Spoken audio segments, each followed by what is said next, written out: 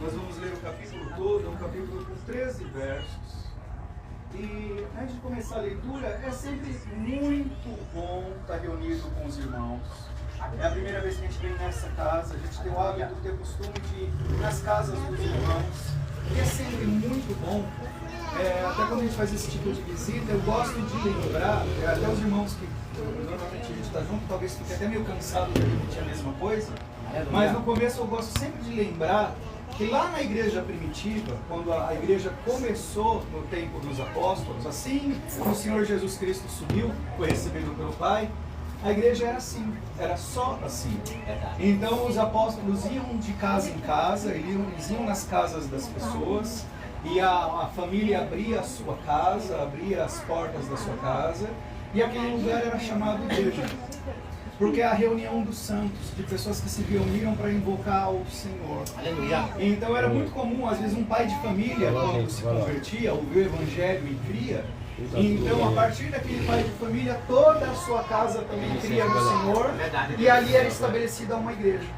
Então, originalmente, no início do cristianismo, era assim que era a igreja.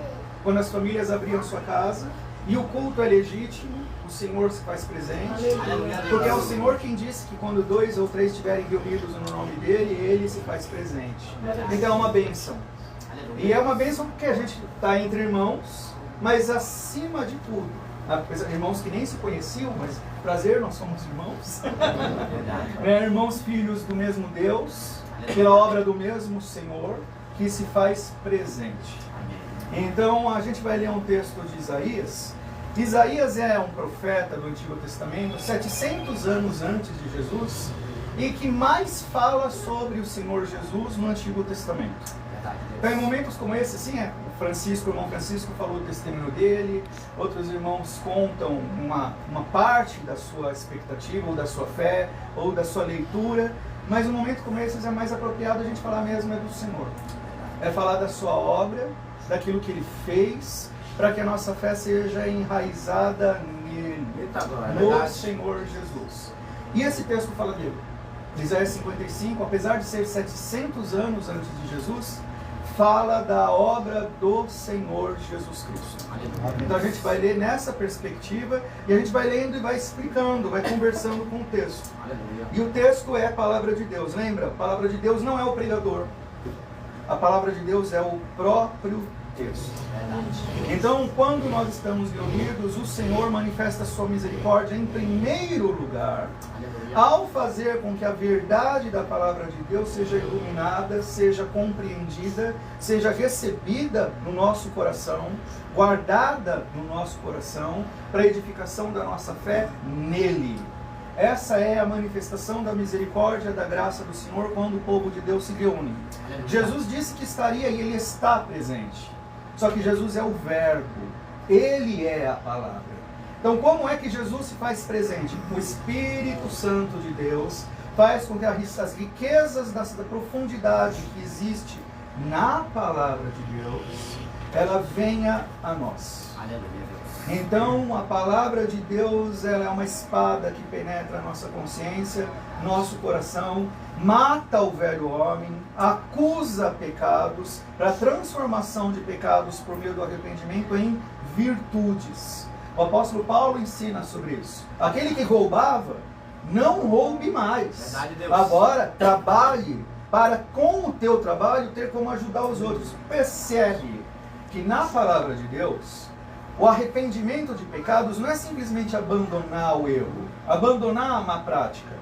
O efeito da palavra de Deus é substituir aquela velha prática má por virtudes que glorifiquem ao Senhor. Temos aqui o exemplo do Francisco, que, como o Marcão falou, perfeito, ele não era pior do que nenhum de nós. Eu era tão traste quanto o Francisco.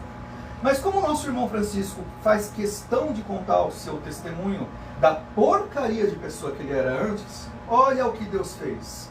O velho homem, que não valia nada, que só tinha corrupção e tristeza e morte para oferecer, agora empenha a sua vida para gerar vida.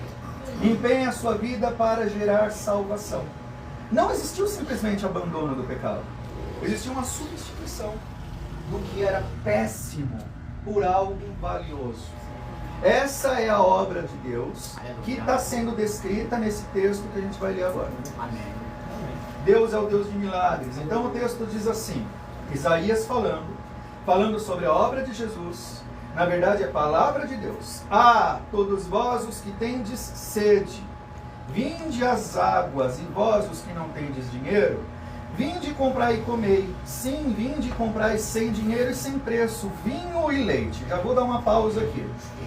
O texto já começa com uma exclamação, né? Então, é um desejo profundo da parte daquele que está falando. Tá. Quem é que está falando? Isaías. Mas antes de ser Isaías, é o próprio Deus falando. Manifestando o desejo de Deus, chamando a atenção das pessoas que têm sede. Sede de quê? Até é interessante que a gente está hoje reunido num lugar apertadinho, está todo mundo sabendo muito bem o que é calor e sede. Mas o texto está dizendo exatamente isso. Está falando, você tem sede, mas Jesus disse a respeito de uma água que é diferente da água comum que as pessoas tomam para matar a sua sede.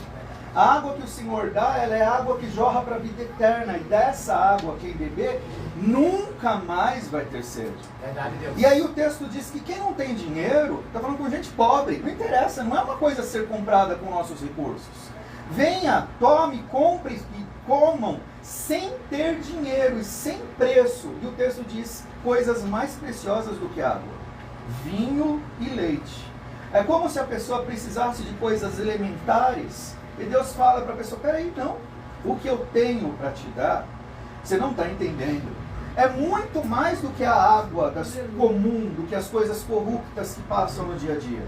O que Deus tem para dar é muito mais precioso. E é como se a pessoa estivesse, eu não tenho como pagar por isso. E Deus está dizendo, não é você que vai pagar. É sem dinheiro. Na verdade, tem preço. Mas não é você que vai pagar por isso.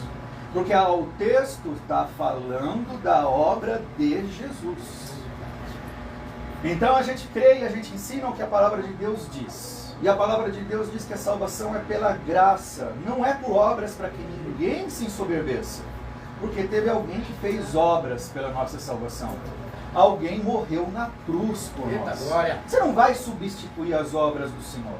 Você não vai fazer o que o Senhor fez. Você não vai chegar nem aos pés do que o Senhor fez. Mas o texto está dizendo, conclamando a gente a desfrutar do que o Senhor fez, do que Ele conquistou. Então o texto continua. Por que vocês gastam dinheiro naquilo que não é pão e o vosso suor naquilo que não satisfaz? Ouvi-me atentamente. Comei o que é bom e vos deleitareis com finos manjares. Então o profeta está chamando a atenção das pessoas de gastarem as suas vidas com coisas fúteis, com coisas que não alimentam de verdade. Por que vocês gastam a sua vida com coisas fúteis, com o que não é alimento, com o que não é pão, gastam seu suor com o que não satisfaz? Por que vocês desperdiçam a vida de vocês em coisas que não valem a pena?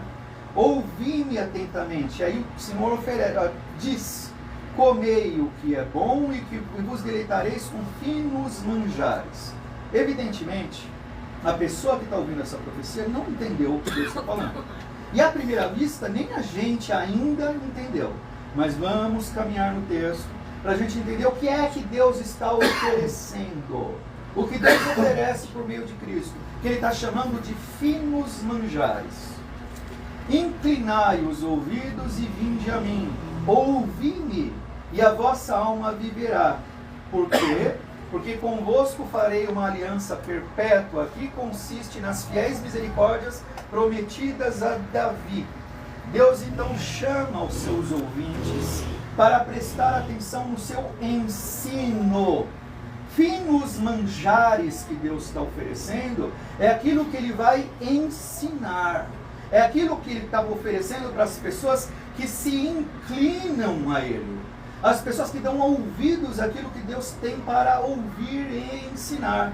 É isso que Ele está chamando de finos manjares. É entrar numa intimidade verdadeira com Deus, que Ele está chamando de uma aliança perpétua, algo, uma aliança que não pode ser destruída. É um pacto. Deus está chamando o seu ouvinte para uma aliança que não pode ser destruída, onde Ele mesmo, Ele é quem ensina. Ele é o professor. Ele é aquele que instrui aquelas pessoas que se aproximam dele. E isso ele chama de finos manjares. São as fiéis misericórdias que ele prometeu a Davi. Deus chama o seu povo a ser participante das misericórdias que ele prometeu a Davi. Davi aqui é um tipo. Davi representa o reino de Deus. Davi é como se fosse um tipo de rei ideal, que aponta para um rei eterno. Então ele está falando de um pacto de rei, de reinado, de fazer parte do reino do Senhor Jesus. Eis que eu dei por testemunha, eu o dei por testemunho aos povos, como príncipe e governador dos povos. Quem é esse testemunho? Davi. Jesus. Mas está usando Davi como modelo, mas é o Senhor Jesus. O Senhor Jesus, então, é o testemunho verdadeiro de quem Deus é aos povos. Lembra que quando o Senhor Jesus Cristo, antes de subir, ele ordenou aos seus discípulos que esse evangelho do reino seria pregado em todos os povos, a partir de Jerusalém, Samaria, até os confins da terra, para fazer discípulos, dos quais nós fazemos parte. Então a gente percebe nesse texto que a gente faz parte do que Deus falou aqui. A gente faz parte das realizações de Davi, de Jesus Cristo, o verdadeiro rei, que ele é o verdadeiro testemunho de Deus aos povos, o príncipe e governador dos povos, dos quais nós fazemos parte. Nós somos súditos e estamos submissos ao Rei dos Reis e Senhor dos Senhores. E esse texto está falando dos benefícios de ser parte desse reino, desse reino. Então o texto nos chama, nos leva a entender que nós somos beneficiários do reino. Para nós não olharmos mais para a nossa vida na perspectiva do mundo, mas para olharmos para a nossa vida na perspectiva do reino do qual nós já fazemos parte. Você não é mais cidadão do mundo. Você não é mais dono da sua vida. Se Jesus te salvou, se Jesus te comprou, ele te comprou e te salvou para fazer parte do reino de Deus, o reino dele. Então nesse mundo você é só um peregrino. Nesse mundo você é luz e é sal.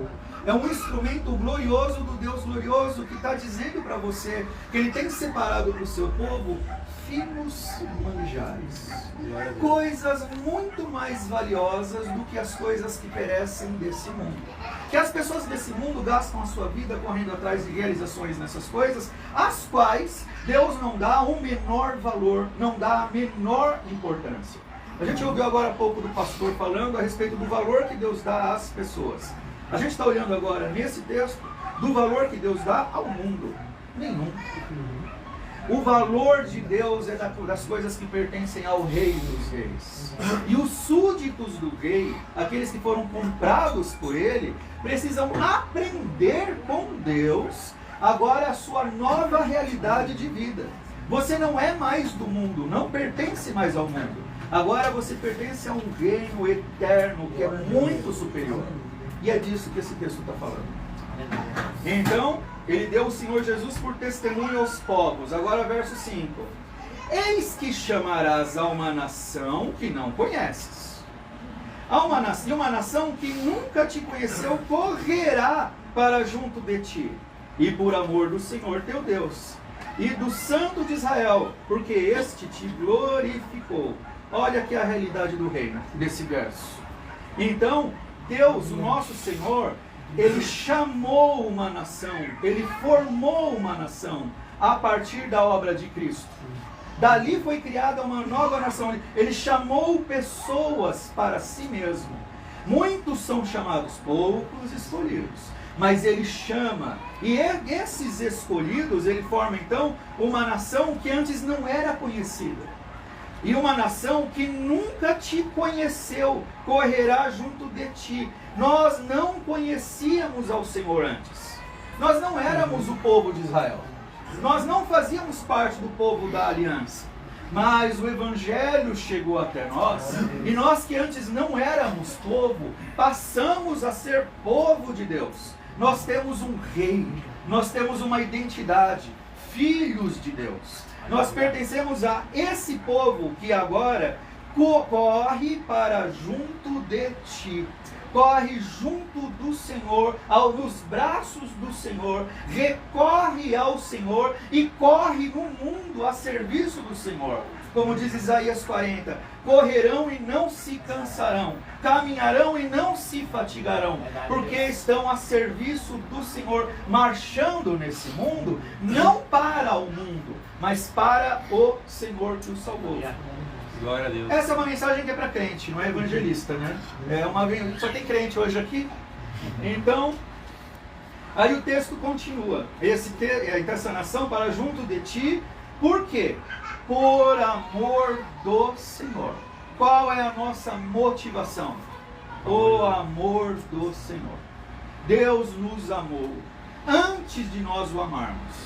Foi por amor a nós que Deus Pai enviou seu Filho unigênito, para que todo aquele que nele crê não pereça, mas tenha vida eterna. A base dessa aliança, desse pacto, dessa salvação, dessa formação desse povo, do qual nós, todos os crentes, fazemos parte, é o amor de Deus. Então, por amor do Senhor teu Deus e do Santo de Israel, aqui está se referindo ao Senhor Jesus. Ele é a nossa causa, Ele é a nossa motivação. Quando nós nos reunimos assim, a gente pode às vezes ficar um pouco confuso e pensar que nós devemos falar de nós mesmos e que devemos buscar coisas que nos satisfaçam e que correspondam às nossas necessidades. As nossas necessidades de fato têm que ser colocadas diante do Senhor.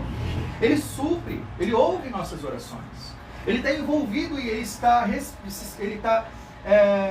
se comprometeu com as nossas necessidades. Mas a causa maior é a glória do nosso Senhor. Se eu tiver que morrer por Cristo, nas minhas necessidades, eu vivi da melhor maneira possível. A gente tem que entender e colocar isso como parte do aprendizado que a gente tem que ter aqui do Senhor, é que a nossa causa maior não é mais a nossa vida. A nossa causa maior é a glória do nosso Salvador, do nosso Senhor, o Santo de Israel. Por quê? Porque este te glorificou. Esse te glorificou aqui se refere a Jesus glorificou ao Pai na obra da cruz. Mas nós também fomos exaltados, no sentido de que nós, como Francisco, todos nós, estávamos perdidos nos nossos pecados, sem esperança nenhuma. Nosso destino natural seria o inferno, e isso seria justo, mas o Senhor Jesus Cristo tomou sobre si as nossas culpas, os nossos pecados, as nossas maldições. Ele pagou por elas na cruz, morrendo no nosso lugar, e a morte do Senhor Jesus foi então substitutiva, porque ao tomar sobre si o que era nosso, Ele colocou sobre nós o que é dele. E o que é dele? A glória de Deus. Ele nos fez participantes da sua glória. Ele nos fez filhos de Deus. Eu não merecia isso, nunca mereceria isso. Eu não sou digno disso, e nenhum de nós é. Então, no ato de Jesus Cristo de nos salvar, aconteceu uma troca de cargas. As minhas cargas, que eram maldição, foram sobre ele, e as cargas dele, que eram da glória de Deus, vieram sobre mim. Por isso que a gente é salvo.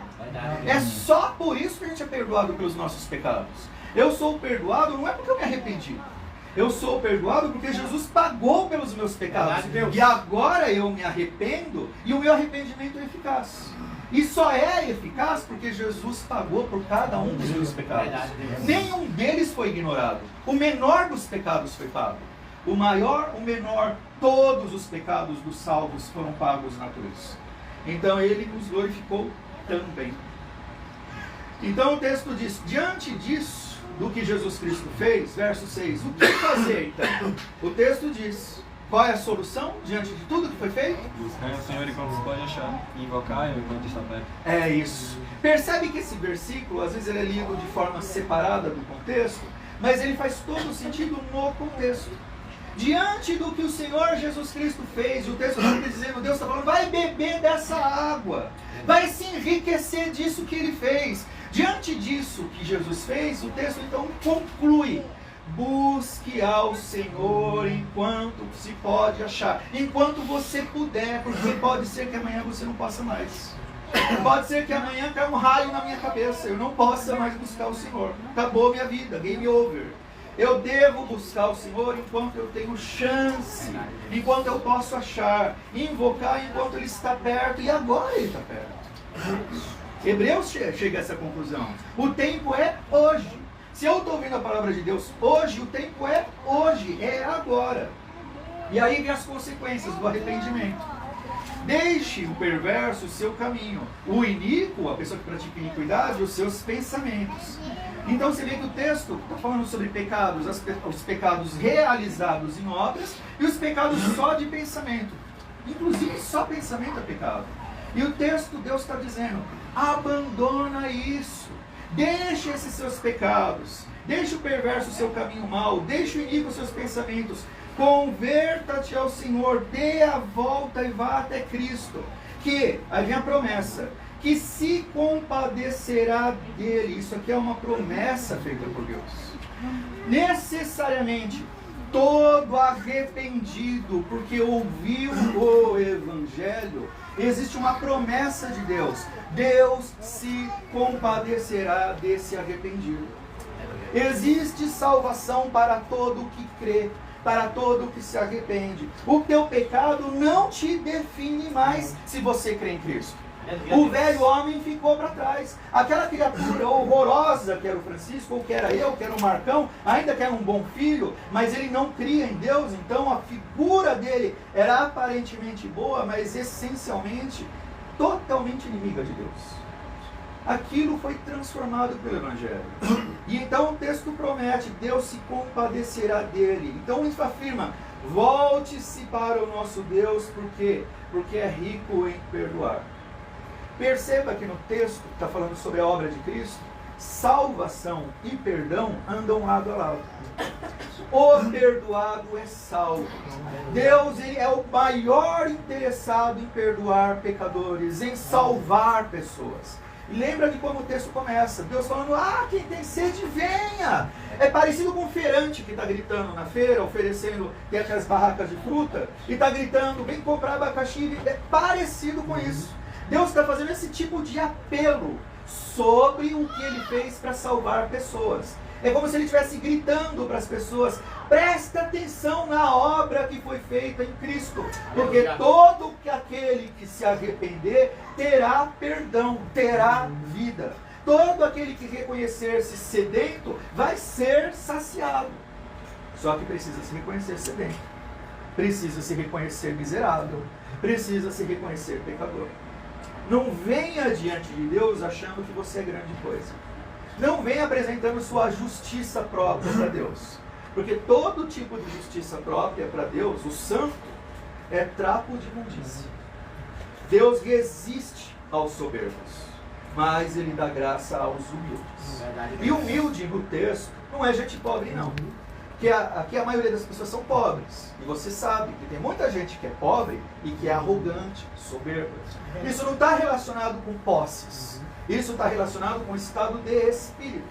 Do mesmo jeito que tem gente rica que é humilde. O texto está valorizando pessoas que se reconhecem pecadoras e que precisam de Deus, da graça que Deus dá, do perdão que Deus concede por meio da obra de Cristo. Então o texto continua. Verso 8. Por quê? Agora falando então sobre esse clamor de Deus pelos arrependimentos, em clamar as pessoas para que as pessoas o busquem. E aí então vem verso 8. Por quê? Porque os meus pensamentos, os pensamentos de Deus, não são os vossos pensamentos, nem os vossos caminhos, os meus caminhos, diz o Senhor. Isso aqui é para quebrar a perna de todas as pessoas. Porque o texto não está dizendo, alguns dos meus pensamentos não batem com os seus. Algumas das minhas ideias são diferentes das tuas. O texto colocou isso em termos absolutos. Os meus pensamentos não são os teus, os meus caminhos não são os teus. Isso para todas as pessoas. As pessoas pensam que elas são donas do seu caminho e do seu destino. Então Deus está conclamando as pessoas ao arrependimento e fala: o meu propósito é diferente do teu. O meu caminho é diferente do teu. A maneira como você pensa é diferente da maneira como você pensa. As tuas ideias, os teus planos não são as minhas ideias e os meus planos.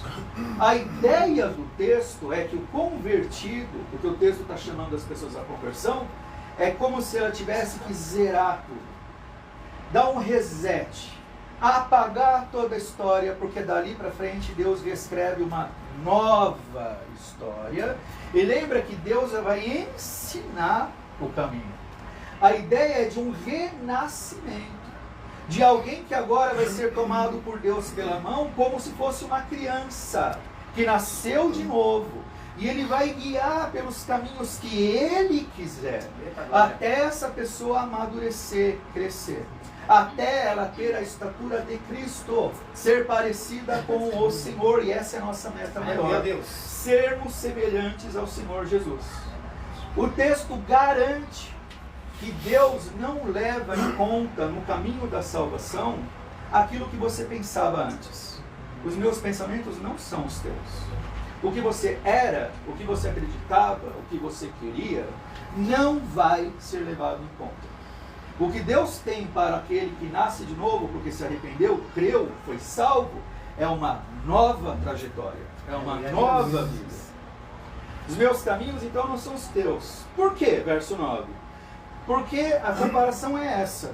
Verso 9. Assim como os céus são mais altos do que a terra, e antes você era uma pessoa da terra, uma pessoa comum, assim são os meus caminhos mais altos do que os vossos caminhos, e os meus pensamentos mais altos do que os seus pensamentos, do que os vossos pensamentos. Agora você é um cidadão do céu. Você vivia no mundo. Nada do que você tinha agora vale. Agora você vai ter pensamentos mais altos do reino de Deus, da sua justiça. Os pensamentos de Deus não são os pensamentos do mundo. Os pensamentos de Deus são mais altos, mais elevados, celestiais e eternos. E são esses pensamentos que vão ser agora produzidos em você, plantados no teu coração, na tua consciência. E é em nome disso que você vai viver daqui para frente, ou do momento que você foi convertido para frente. Porque a maioria de nós já foi convertido há algum tempo. A partir do momento que a gente creu no Senhor Jesus, são esses valores que devem ser perseguidos. Não são mais os valores do mundo perdido. Esses valores do reino de Deus. Por quê? Verso 10. Porque assim como desce a chuva e a neve dos céus e para lá não voltam, não tornam, sem que primeiro reguem a terra e a fecundem, e a façam brotar, para dar semente ao semeador e pão ao que come, assim, do mesmo jeito, será a palavra que sair da minha boca. Ela não voltará para mim vazia, mas fará o que me apraz e prosperará naquilo para que a designei. Duas coisas aqui. O texto faz a comparação de assim como a chuva ou a neve caem, elas não voltam, elas só caem. E elas caem com um propósito. O propósito de molhar a terra, para que a terra dê fruto, para que as sementes brotem. E a comparação é a palavra de Deus, que tem a mesma finalidade. A palavra de Deus não volta para Deus vazia. Ela necessariamente, quando ela é proclamada, quando ela é emitida, quando ela é ensinada, quando ela é crida, ela vai cumprir os propósitos estabelecidos por Deus. Aleluia. O primeiro é a salvação do que se arrepende. O segundo é fazer desse que se arrependeu e foi salvo num discípulo do Senhor. Ela não vai voltar vazia. Ela necessariamente vai frutificar naquilo que Deus determinou. Não é o que nós determinamos. A palavra de Deus não volta para ele vazia. E aí vem a consequência. Qual é o efeito de receber a palavra de Deus? Verso 12 para frente. Então, vocês que receberam a palavra de Deus, que foram saciados pelo vinho e pelo leite que ele deu, que a pessoa queria água, mas ele deu algo muito melhor. Então essa pessoa que comprou riqueza sem ter dinheiro e Deus deu maravilhas para essa pessoa, o verso 12 diz: então você que recebeu essas dádivas de Deus, vocês sairão com alegria e em paz serão guiados. Os montes e os outeiros romperão em cânticos diante de vocês, e todas as árvores do campo baterão palmas. Olha a descrição poética que Deus dá. quem recebeu a palavra de Deus e foi saciado por Deus se transforma num agente da glória de Deus no mundo. E a própria criação celebra os atos que Deus faz no seu povo. O texto bíblico garante que a criação celebra a obra de Deus. Tanto é que tem um salmo que diz que o mundo todo ele reconhece a glória de Deus. Que Deus fez o firmamento, como diz o salmo mesmo? O mundo está cheio da sua glória. Enfim, tem um monte de textos bíblicos que falam sobre isso. Também. Mas aqui o texto está dizendo que também tem um monte de texto. Mas aqui a gente está vendo o mundo, a criação, celebrando a glória de Deus nos remidos, nos salvos. Porque esse povo, ele está carregado da glória de Deus, da bondade de Deus, das misericórdias de Deus. É claro que o Senhor Jesus Cristo também disse que nós seremos perseguidos por causa dele. E aqui é pelas pessoas, pelos ímpios, pelas pessoas que odeiam a Jesus. Esse também é um fruto que vai acontecer na vida dos crentes. O fato de você ser portador da justiça de Deus faz com que aqueles que odeiam ao Senhor Jesus Cristo odeiem e persigam você também. Mas o texto também está dizendo que os montes, os outeiros romperão em cânticos diante de vós. A criação reconhece a virtude do Senhor em você. A terra está cheia da glória do Senhor, e a terra está cheia da glória do Senhor, que está especialmente derramada sobre o povo do Senhor. Por isso que Jesus diz que nós somos a luz do mundo, o sal da terra. Nós somos portadores da luz de Deus, e nós somos portadores do sal, porque o sal, no tempo bíblico, não existia geladeira. A única maneira de preservar a comida era salgando a comida. A ideia disso é nós, crentes, com o nosso testemunho, nós impedimos a podridão do pecado. Nós impedimos que o pecado se prolifere, porque a graça de Deus que está no povo de Deus está manifestada no mundo, e as virtudes de Deus fazem com que as trevas fujam. Então o texto está falando disso. E aí, verso 13: em lugar do espinheiro crescerá o cipreste, em lugar da sarça crescerá a murta, e será isso para a glória do Senhor, em um memorial eterno que jamais será extinto. Essas ilustrações dessas árvores. Antes nós dávamos maus frutos. Antes eu produzia espinho. Antes o Francisco gerava espinho e sarça. A sarça, que é aquela figura daquele arbusto que pegou fogo diante de Moisés, quando ele ouviu a voz de Deus, é a ideia de que é uma planta seca e inútil que não dá nada. Era impossível aquele fogo não consumir a sarça, a não ser que aquele fogo fosse um milagre. Porque a sarça é uma planta que não presta para nada. A sarça produz um tipo de fruto que a semente é venenosa, não é comestível. E o texto está dizendo que no lugar do espinheiro, do espinho, vai crescer o cipreste, uma grande árvore. No lugar da sarça cresce a murta, que é um arbusto que produz flores. Então a ideia é, no lugar das coisas secas e infrutíferas, vai gerar força e beleza. Essa é a ideia do texto. Antes, um pecador só podia gerar pecado, só podia gerar desgraça. Agora, com a obra de Cristo, o antigo pecador, agora portador da graça de Deus, gera beleza e força. O que você produz é maior do que você, porque não é fruto teu. É fruto da obra de Cristo em você. E Deus, o Senhor Jesus Cristo, é maior do que nós. Então nós temos o privilégio de sermos portadores da graça de Cristo e de gerarmos coisas maiores do que nós, porque é o Senhor agindo em nós. Porque isso será para a glória do Senhor e memorial eterno que jamais será extinto. Perceba a grandeza da vida de um crente. Um crente é portador da glória de Deus. Aleluia. E o que o crente faz em fidelidade ao Senhor, dá testemunho da grandeza do Senhor, num memorial que o texto está falando que jamais será extinto, é eterno. Então as obras que nós mortais fazemos em Cristo são para a eternidade. A nossa vida agora está destinada para a eternidade. Então esse texto de Isaías começa dizendo: você está com sede? O que Deus tem para dar para a gente vai muito além de simplesmente matar a sede. É essa obra que é para toda a eternidade, porque essa obra é a obra do nosso Senhor Jesus Cristo em nós, por nós e através de nós. Então, diante disso, a gente pode ficar mais assim, convicto, incentivado, otimista em um sentido correto. Nossas orações são ouvidas por Deus. As nossas lutas feitas em Cristo são lutas na glória e na força do Senhor. Nada no Senhor nós fazemos em vão. Cada vez que você evangeliza alguém, pode ser que naquele momento você fica frustrado porque a pessoa não se converteu na hora. Não fique encabulado, preocupado com isso, que a palavra do Senhor não volta vazia. No tempo certo vai florescer. Mas o que você está fazendo não é mais obra tua. É obra do Senhor em você. Você que era antes um pequeno pecador perdido, agora é um agraciado, que recebeu coisas grandes do Senhor com a tua salvação, mas não parou aí. Você é chamado pelo teu Senhor para aprender com Ele. Então, vem as responsabilidades. Estuda a Bíblia.